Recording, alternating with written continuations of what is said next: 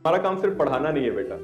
पढ़ तो आप अपने आप लोगे, आपको इतनी सारी जानकारियाँ गूगल पे पड़ी हैं, चैट जीपीटी पे पड़ी हैं, सिर्फ पढ़ाने की बात नहीं है बेटा, पढ़ाई तो आप अपने आप कर लो। क्या करना है बेटा, आपको उनके उन सैक्रिफाइस जो आपके लिए वो त्याग कर रहे हैं, उनका मूल्य चुकाना है आपको। सिर्फ ज़्यादा नहीं, अगर आप डेली का सिर्फ आधा घंटा, मैं कहता ही नहीं आप पढ़ो, आप अगर आधा घंटा पढ़ोगे ना, तो मेरा नाम बदल देना अगर आप टॉप नहीं करोगे। आप 80 से परसेंट 70% इससे नीचे जाओगे नहीं जो बिल्कुल नहीं पढ़ते।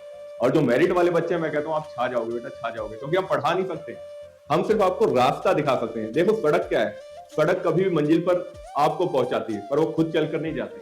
तो हम सिर्फ आपको मंजिल तक पहुंचा सकते हैं। चलना आपका काम है, चलते रहना आपका काम है, सोचना समझना आपका काम है। तो बेटा इस बात को समझो आप, और अपने माँ बाप को जरूर समझो। देखो हम सब क्यों गुस्से में बोलते हैं, कभी कभी गुस्सा इसलिए आता है कि हम सोचते हैं जो कष्ट हमने सहे हैं, हमारे माँ बाप अगर थे या नहीं थे, जैसे पढ़ाया हमने तो नौकरियां की है, पर आज के बच्चे नाजुक हैं। देखो हमने तो बहुत पिटाई खाई है कि शायद खून बहता था, फिर भी हमारे पेरेंट्स डंडा देकर जाते थे कि इन्हें और मारो।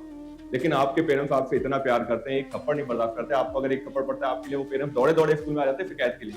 तो बेटा आप अपने माँ बाप का समझो, और हमें कुछ नहीं चाहिए बेटा। अगर आपने रिजल्ट ले आए तो आप हमें सिर्फ एक रसगुल्ला खिला जाओगे, हम खुश हो जाएंगे उतने में। लेकिन वो डिग्री, जो अखबारों में नाम, जो बैनर पोस्टर पे छपेगा, उसे देख देखकर आपके माँ बाप, आपके मोहल्ले वालों को प्राउड होगा, हमें तो होगा ही होगा। तो सिर्फ बेटा आधा घंटा, ज्यादा नहीं, कि कितनी मजबूरियों से वो आपको पढ़ाते हैं, और आपको सिर्फ 2 घंटे देने हैं बेटा, सिर्फ 2, इससे ज्यादा नहीं देने।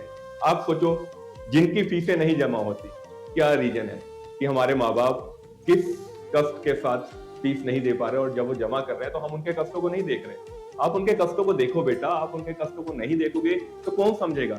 इतनी मजबूरी में अगर आपको इतने बड़े स्कूल में पढ़ा रहे हैं, इतनी फीसें दे रहे हैं, तो आपको उनकी मजबूरी समझना चाहिए। उन्होंने आपको पूरी ऐश दी है, तो वो आपसे कोई काम नहीं करा रहे, एक पानी का गिलास तक आपसे नहीं मांगते।